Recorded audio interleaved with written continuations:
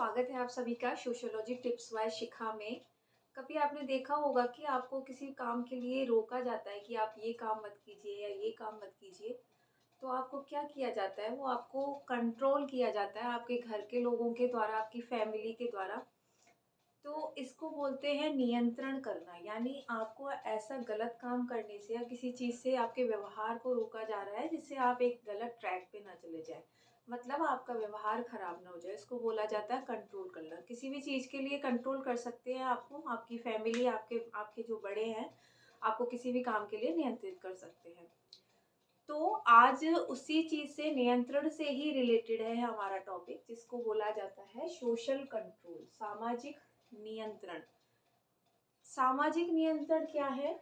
सामाजिक नियंत्रण होता है कि समाज में होने वाले ऐसे गलत कार्यों को रोकना, उनको नियंत्रित करना, जिससे जो समाज है वो अव्यवस्थित ना हो जाए। अव्यवस्थित मीन्स ऐसा ना हो कि समाज में अराजकता फैल जाए, कलेश हो जाते हैं, द्वेष हो जाते हैं समाज में, जो लोगों में एक दूसरे में हीनता की भावना आ जाती है। तो कुछ सोसाइटी में ऐसे लोग होते हैं जो अव्यवस्था फैलाने का काम करते हैं, तो उनको किन्हीं उनके व्यवहारों को ऐसे कुछ नियम बना देती है समाज, जिनका पालन करना होता है, और उसी से हमारी सोसाइटी जो होती है वो नियंत्रित होती है। तो उसको बोला जाता है सामाजिक नियंत्रण। तो सबसे पहले सामाजिक नियंत्रण का जो कॉन्सेप्ट था वो दिया था आपका रॉस ने। सबसे पहले सामाजिक नियंत्रण का जो कंसेप्ट वो दिया रॉस ने, और रॉस ने दिया था वो अपनी एक बुक में 1901 में। उनकी बुक का नाम है सोशल कंट्रोल। Social control. तो कंट्रोल का जो नियंत्रण का है वो सभी बोलते हैं, बट सबसे पहले एक समाजशास्त्री के रूप में इस वाले जो अवधारणा को लिखने वाले हैं वो है रॉस महोदय। और उन्होंने 1901 में एक बुक लिखी थी जिसका नाम था सोशल कंट्रोल। आप इस बुक को हमेशा याद रखिए, जब ये कंसेप्ट आता है तो ये वाला आपको लिखना ज़रूरी है। तो सोशल कंट्रोल का कंसेप्ट है वो दिया है रॉस ने। अब इसकी कुछ डेफिनेशंस हैं कि सामाजिक नियंत्रण होता क्या है। तो रॉस महोदय ने ही सबसे पहले जो एक डेफिनेशन दी है वो है, वे सभी शक्तियाँ जिनके द्वारा समुदाय व्यक्ति को अपने अनुरूप बनाता है। मतलब वो सभी शक्तियाँ शक्तियाँ यानी सोसाइटी के पास जितनी भी पावर है, जो भी उसके पास शक्तियाँ हैं, नियम वगैरह जो भी हैं, उनके द्वारा समुदाय क्या करता है, व्यक्ति को अपने अनुरूप बनाता है। मतलब एक पर्सन को सोसाइटी अपने अनुरूप बनाती है, मतलब सोसाइटी से ही मिलके रहे, उसके व्यवहार, उसके आचरण में ऐसे गलत वो कार्य ना करे जिससे सोसाइटी को नुकसान हो। तो वो सारी शक्तियाँ जो समुदाय के पास होती हैं और व्यक्ति को अपने अनुरूप बनाती हैं। ये तो है रॉस की डेफिनेशन। सेकंड डेफिनेशन है लैंडिस। तो लैंडिस ने बोला है एक प्रक्रिया है, कौन सी? सामाजिक नियंत्रण एक प्रक्रिया है जिसके द्वारा सामाजिक व्यवस्था स्थापित की जाती है। सामाजिक व्यवस्था मतलब समाज एक व्यवस्थित रूप से चले, एक व्यवस्था बनी रहे, तो सामाजिक व्यवस्था स्थापित की जाती है, फिर उसको बनाए भी रखा जाता है। मतलब किसके द्वारा? सामाजिक नियंत्रण के द्वारा। मतलब वो व्यवस्था जो है वो बनी रहे, किसी तरह का समाज को नुकसान ना पहुंचे, वो प्रक्रिया जो है व्यवस्थित रूप से चले, तो इसको बोलते हैं सामाजिक नियंत्रण। ये किसने कहा है? ये कहा है लैंडिस ने। थर्ड जो अपनी डेफिनेशन है वो है ऑगबर्न ऑगबर्न और निमकॉफ। ये कुछ डेफिनेशंस ऐसी हैं जो इम्पोर्टेंट हैं। तो रॉस की डेफिनेशन आएगी क्योंकि उन्होंने ये कंसेप्ट दिया है। लैंडिस की, ऑगबर्न और निमकॉफ की डेफिनेशन भी काफ़ी पूछी जाती है। तो उन्होंने बोला है दबाव का प्रतिमान। क्या? सामाजिक नियंत्रण दबाव का वह प्रतिमान। दबाव ही होता है, जब हम किसी चीज़ को नियंत्रित करते हैं तो उसको दबाव डालते हैं, उसको उस पर प्रेशराइज करते हैं उसको कि वो ऐसा काम ना करे। तो दबाव का प्रतिमान जो समाज में व्यवस्था और नियमों को बनाए रखने के लिए प्रस्तुत किया जाता है। जो समाज में व्यवस्था यानी जो व्यवस्था है, जो एक सोसाइटी ने जो तरीका बनाया है रहने का वो, और नियमों को बनाए रखने के लिए जो उन्होंने रूल्स और रेगुलेशंस बनाए हैं उनको बनाए रखने के लिए प्रस्तुत किया जाता है। क्योंकि देखिए सोसाइटी ने रूल्स और रेगुलेशंस तो बना दिए, नियम बना दिए, उन पे ही रहना है, उन्होंने जो कुछ व्यवस्था बनाई हुई है कि समाज ऐसे चले। अब बना तो दिया, अगर व्यक्ति उसको पालन ना करे, उनको माने ही ना, तो अव्यवस्था फैलेगी। तो क्या होता है फिर उसको पर्सन को नियंत्रित करने का काम किया जाता है, किसके द्वारा? समाज के द्वारा, सोसाइटी के द्वारा। तो लोगों को नियंत्रित किया जाता है जिससे वो अव्यवस्था ना फैलाए। तो ये थी हमारी कुछ इम्पोर्टेंट डेफिनेशन, और मैंने आपको बता दिया।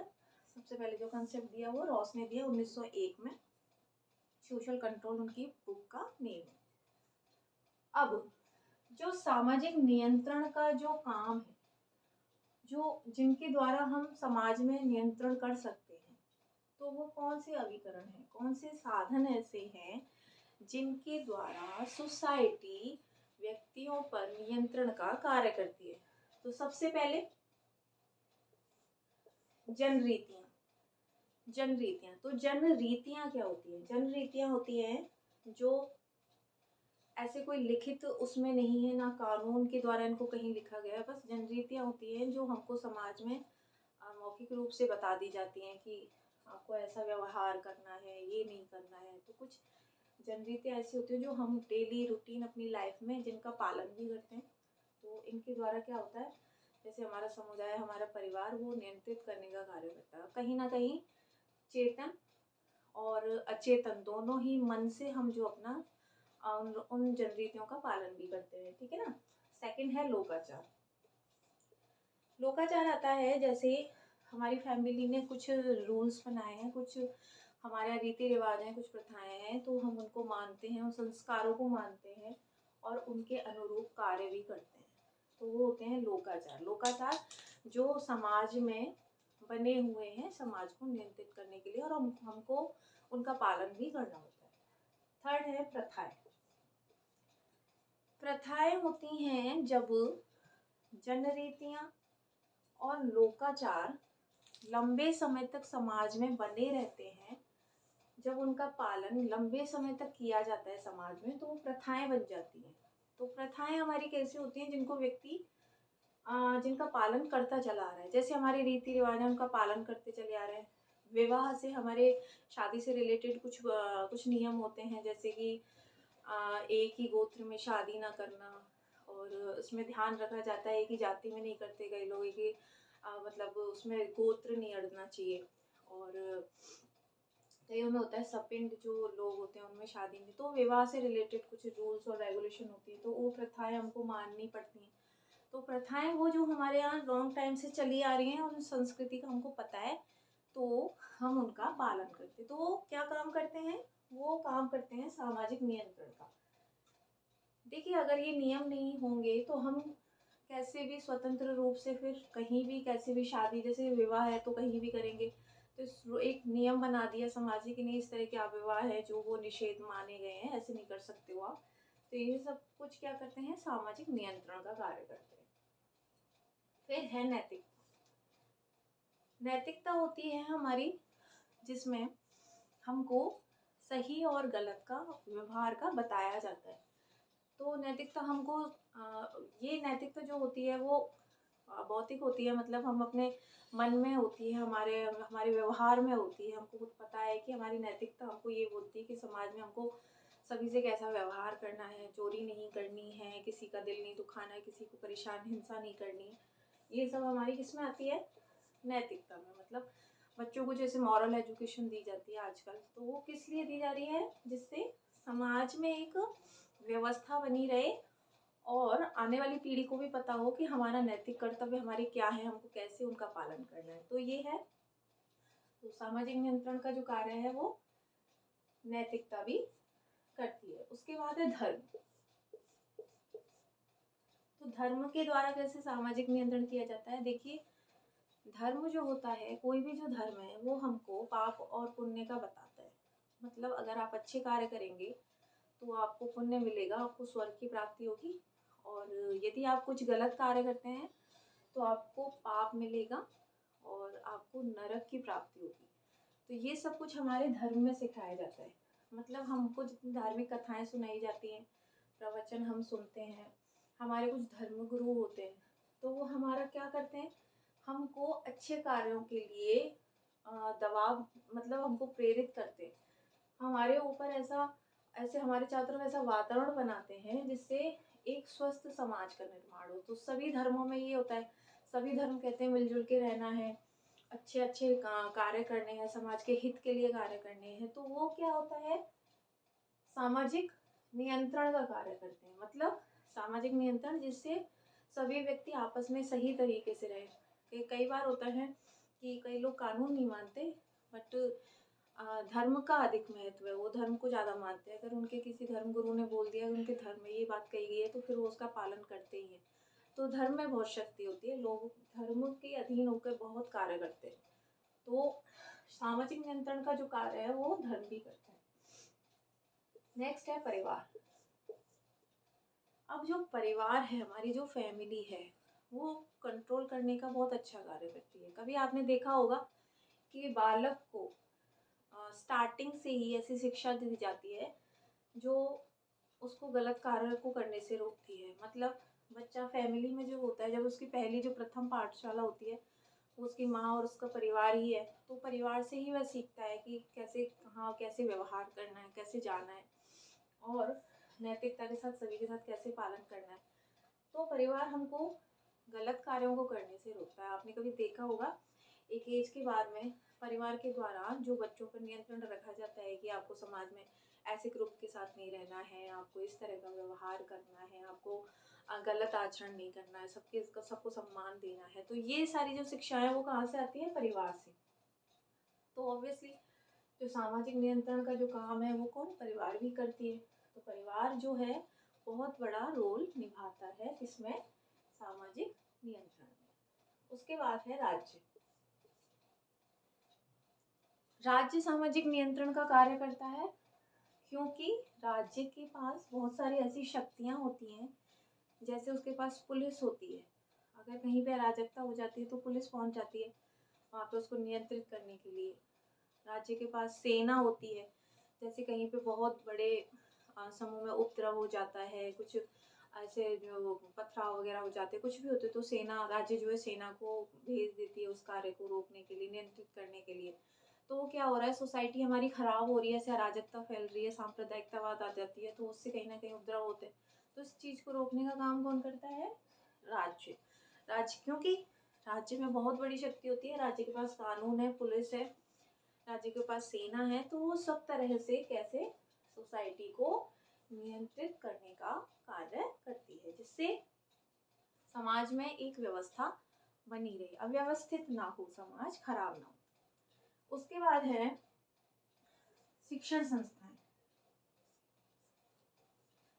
शिक्षण संस्थाएं जितने भी हमारे एजुकेशन से हमारे रिलेटेड जितने भी इंस्टीट्यूट है, जैसे हमारा स्कूल है, हमारे कॉलेज, हमारे विद्यालय, महाविद्यालय, विश्वविद्यालय, सभी शिक्षण संस्थाएं क्या कार्य करती है, हमको शिक्षा देती हैं। शिक्षा देती हैं हमको एक अच्छा नागरिक बनने की और एक अच्छे नागरिक की तरह व्यवहार करने की। देखिए, समाज में अगर शिक्षा ना हो तो व्यक्ति को एक जानवर समान समझा जाता है। शिक्षित व्यक्ति से ये अपेक्षा की जाती है कि वह अपने जो समाज ने उसको नियम और कानून पर चलकर दायित्व वो पूरा करने का जो कार्य दिया है, वो व्यक्ति उन कार्यों को पूरा करे, मतलब अच्छा व्यवहार हक करे सबसे। क्योंकि शिक्षा हमको दूसरों से अलग दिखाती है। कई लोग ऐसे समुदाय ऐसे हैं जहाँ पे शिक्षा की बहुत कमी है, तो उन लोगों से आप अलग दिखते हो क्योंकि आप शिक्षित हो। तो शिक्षा एक सबसे बड़ा काम करती है हमको समाज में अच्छे से प्रस्तुत होने का, हमारे अंदर जितने भी आचरण है उनको बढ़ाने का कार्य शिक्षा ही करती है। शिक्षा से ये नहीं होता है कि हम अच्छा बन के नौकरी हासिल करें या हमको रोजगार की प्राप्ति हो। शिक्षा से क्या होता है, हमारा आंतरिक जो हमारे हैं वो गुणों का भी विकास होता है, हम समाज में अपने आप को अच्छे से स्थापित कर पाते हैं। तो ये है शिक्षण संस्थाएं। उसके बाद आता है जनमत। जनमत होता है जिसमें सभी व्यक्तियों की मिला के ओवरऑल एक राय होती है। तो जनमत से कैसे हम सामाजिक नियंत्रण का कार्य कर सकते हैं? देखिए, सामाजिक नियंत्रण के लिए जनमत का होना आवश्यक है। कई जगह क्या होता है कि कोई सरल समाज होते हैं, जैसे गांव वगैरह, ऐसे ऐसे कुछ ग्रुप होते हैं जिनमें वो कानून और किसी चीज को ना मानकर जनमत को बहुत मानते हैं। जैसे उनका कोई मुखिया हो, कुछ कोई नेता हो, और वो सब मिलके एक अगर कोई राय दे देते हैं तो उनका पालन वो सब मिलके करते हैं। तो क्या होता है, जैसे कि कोई व्यक्ति अगर गलत व्यवहार कर रहा है, समाज को खराब करने का काम कर रहा है, तो वो सब मिलके जनमत से एक राय से उसके व्यवहार को नियंत्रित कर देते हैं। कैसे? उसको कुछ ऐसे रूल्स और रेगुलेशन पे चलने के लिए बोलते हैं या उसको दंड देते हैं, कुछ भी ऐसे व्यवस्था करते हैं जिससे सामाजिक नियंत्रण का कार्य करते हैं। कौन? जनमत। जनमत का एक बहुत बड़ा रोल होता है, क्योंकि गांव वगैरह ऐसी जगहों पे एक राय का होना बहुत वो होता है। तो एक राय अगर किसी ने दे दी, जनमत मतलब सबने मिलके एक राय दे दी किसी व्यक्ति के लिए, तो वो सब लोग मानते हैं, ऐसा होता है। फिर है नेतृत्व। नेतृत्व तो लीडरशिप कैसे? लीडरशिप सामाजिक नियंत्रण का कैसे कार्य करता है? नेतृत्व में क्या होता है कि कई समाज ऐसे होते हैं जो खुद चलने का या खुद कोई अच्छा डिसीजन लेने का कार्य नहीं कर पाते, क्योंकि उनमें एक तो शिक्षा का अभाव होता है या फिर उनको कानूनों का ज्ञान नहीं होता। तो वो क्या होता है, उनके समाज में उनको एक लीडर की जरूरत होती है। किसके? नेता की। तो वो एक नेता ऐसा, तो नेता कैसा होना चाहिए? नेता ऐसा होना चाहिए जो उनको सही मार्ग पे चलने का रास्ता बता सके। तो लीडरशिप की खासियत यही होती है कि एक अच्छे उसको रास्ता बताने का गुण होना चाहिए। वो अपने समाज को एक सही रास्ते पे ले जाए, उसको विकसित करे समाज को।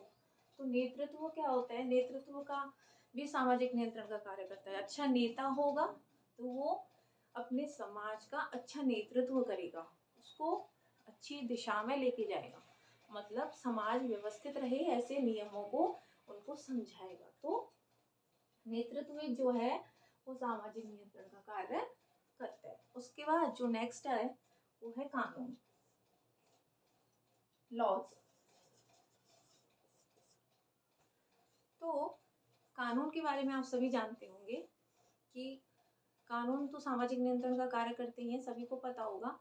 क्योंकि अगर हम कानून से हटकर कोई कार्य करते हैं तो वो समाज विरुद्ध माना जाता है, क्योंकि आजकल हर चीज के कानून बने हुए हैं। अगर हम कोई सा भी कार्य ऐसा करते हैं जिससे समाज में अव्यवस्था फैले, तो सबसे पहले हमको कानूनों का ध्यान आता है कि नहीं, हम ये कार्य नहीं कर सकते। जैसे किसी के प्रति हिंसा नहीं कर सकते हैं, किसी धर्म विशेष के लिए गलत नहीं बोल सकते, किसी व्यक्ति पर्सन के लिए हम गलत नहीं बोल सकते, क्योंकि हमको पता है कि कानून ऐसा नहीं करने देगा। और उसके लिए कुछ प्रावधान भी रखे गए हैं कानून के द्वारा, जो समाज के नियंत्रण का कार्य करते हैं। मतलब आप गलत कार्य नहीं कर सकते। उसके बाद है प्रचार। तो प्रचार के द्वारा भी सामाजिक नियंत्रण का कार्य किया जाता है। जरूरी नहीं है कि पर्सन टू पर्सन आप किसी से मिलो फिर ही उसको नियमों के बारे में बताओ या उसको अच्छे बुरे का एहसास दिलाओ, ऐसा नहीं है। प्रचार होता है हमारे पत्र पत्रिकाओं से, कुछ हमारे रेडियो से, टेलीविजन से। तो ऐसे प्रचार करके, प्रचार के द्वारा भी हम समाज को नियंत्रित कर सकते हैं।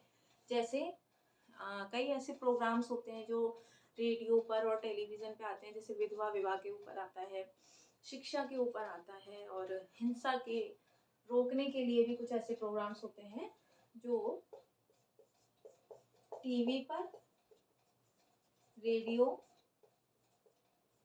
समाचार पत्रों में या लेख आर्टिकल्स वगैरह छपते हैं उनमें।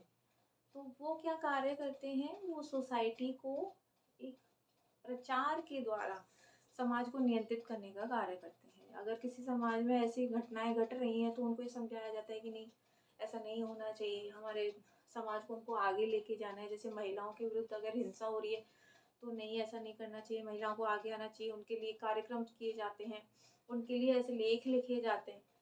ठीक है ना? तो प्रचार भी बहुत बड़ा एक साधन है जिसके द्वारा सामाजिक नियंत्रण का कार्य किया जाता है। लास्ट है पुरस्कार या दंड, किसी को हम रिवार्ड भी दे सकते हैं और किसी को पनिशमेंट भी दे सकते हैं। तो सोशल कंट्रोल का कार्य कैसे, अगर कोई व्यक्ति समाज में अच्छा काम करता है तो उसको शाबाशी देते हैं, उसको पुरस्कार देते हैं, उसको उसकी प्रशंसा की जाती है, प्रशस्ति पत्र मिलते हैं उसको, तो वो होता है पुरस्कार। और यदि व्यक्ति को गलत काम कर रहा है तो उसको दंड का प्रावधान रखा गया, उसको पनिशमेंट दिया जाता है, जैसे जुर्माना लगाया जाता है या उसको सजा दी जाती है, ये सब। तो अगर व्यक्ति को पुरस्कार देंगे तो क्या होगा, ऑब्वियसली वो समाज में आगे बढ़कर अच्छा काम करेगा। और अगर उसको दंड दिया जाता है तो अपने आप में सुधार करेगा। तो इससे क्या होता है, समाज में एक व्यवस्था बनी रहती है और लोगों को ये डर भी होता है कि हमको ये गलत आचरण नहीं करना है।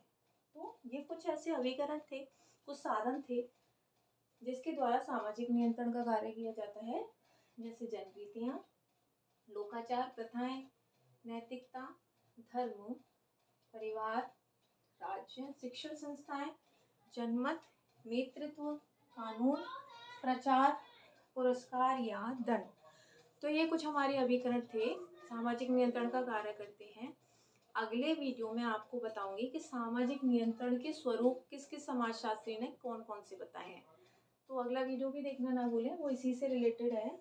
उसमें सामाजिक नियंत्रण के स्वरूप समझाऊंगी मैं। आशा करती हूँ आज का ये पूरा टॉपिक आपको समझ में आ गया होगा। सामाजिक नियंत्रण, उसकी परिभाषाएं और उसका समीकरण बहुत इंपॉर्टेंट टॉपिक है। तो आप ऐसे चैनल को देखते रहिए, लाइक सब्सक्राइब करते रहिए। Thank you so much.